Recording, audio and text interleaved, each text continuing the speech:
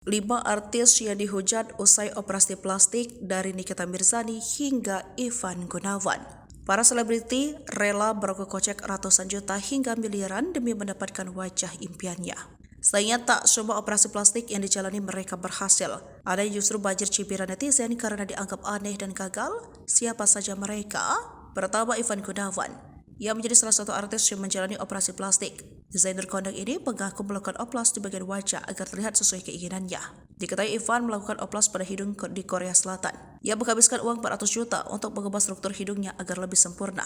Tak cukup sampai di situ, pria yang kerap disapa Igon tersebut juga melakukan permak di bagian bibir hingga dagu.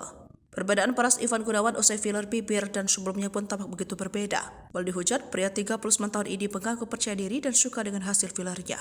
Kedua, Karen Delado. Ia merupakan sahabat dekat Ivan Gunawan.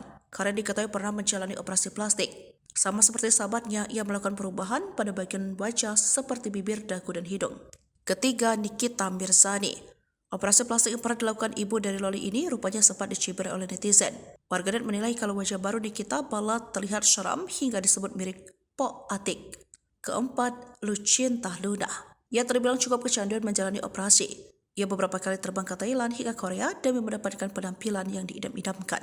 Kala itu, ia sempat dibully karena oplas yang dijalankan dianggap gagal. Baru-baru ini, ia bahkan kembali menjalani operasi plastik di Korea untuk kesekian kalinya. Kelima, Sarwenda. Di tengah proses cerai dengan Ruben Onsu, Sarwenda memilih pergi ke Korea untuk menjalani operasi plastik. Untuk pertama kalinya, Sarwenda memamerkan wajah barunya setelah menjalani oplas di Korea. Bukan dipuji makin cantik, Sarwenda justru panen cibiran. Wajah baru istri Ruben Onsu itu malah disebut mirip Inul Daratista.